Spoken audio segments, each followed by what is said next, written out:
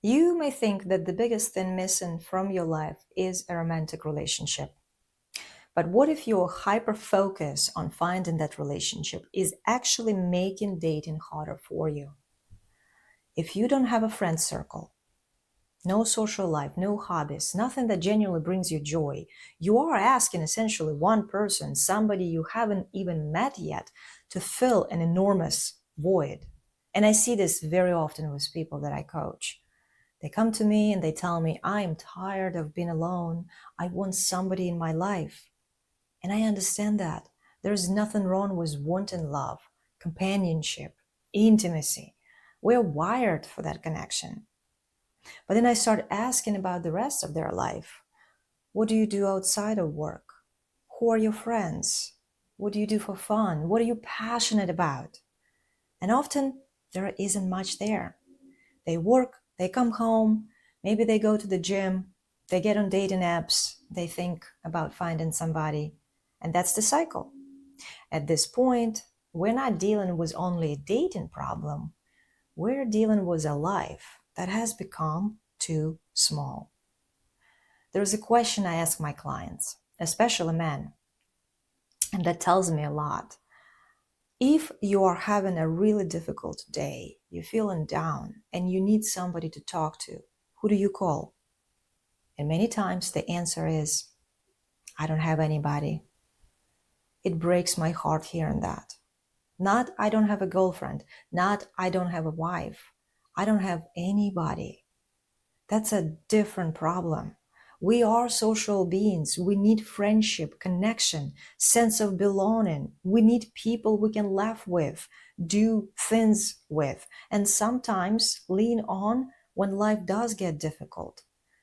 Your romantic partner cannot be your entire tribe, but many people put finding a relationship at the top of the list, while friendship, community, hobbies, interests, they get pushed aside. And then they think, once I meet somebody, my life will finally feel different. But a relationship doesn't really fix your life. It amplifies the life you already have. I'm not telling you to stop wanting a relationship. Want it, prioritize it, put effort into finding it. And there is a big difference between wanting somebody to share your life with and needing somebody to rescue you from the life you're currently living. That difference affects how you date. When your life already feels rather empty, every promising person becomes extremely important. You're no longer sitting across from somebody thinking, do I actually like this person? Are we compatible? You are thinking, please, please let this work. Those are two completely different energies. That's when you are more likely to overthink, seek approval, attach too quickly, ignore incompatibilities, or lower your standards because you don't want to go back to feeling alone. So ask yourself this. If dating disappeared from your life completely for the next 6 months, would you still have a life you genuinely enjoy living? Because the answer isn't to stop looking for love. It's to stop making romantic love the only thing you are building. Look at the rest of your life with the same intention. Who are your people? Where do you belong? What genuinely brings you joy? Because when you cultivate friendships, develop interests, and have experiences that bring you joy, the way you show up changes. You have things to talk about. You become more socially comfortable. You become more multidimensional.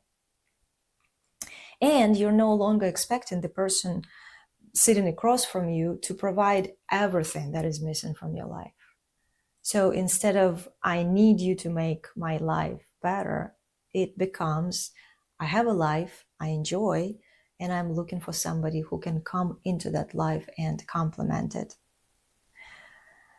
So if this part of your life is missing, do something about it. Don't just sit there. Reach out to somebody you've lost touch with, maybe. Develop the friendships you already have.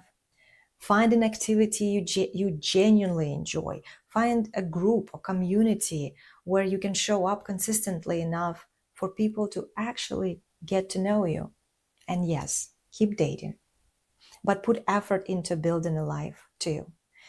You're not looking for somebody to fill every empty space. You're looking for somebody who can come into a life that already has meaning, connection, and joy, and add something beautiful to it. If you have become socially isolated and you don't know how to rebuild your confidence, your social life, or your ability to connect with people, it can be changed. It doesn't have to stay the same. This is exactly the type of work I do with my clients. If you're ready to create that shift in your life, let's get on a complimentary call and allow me to hear your story.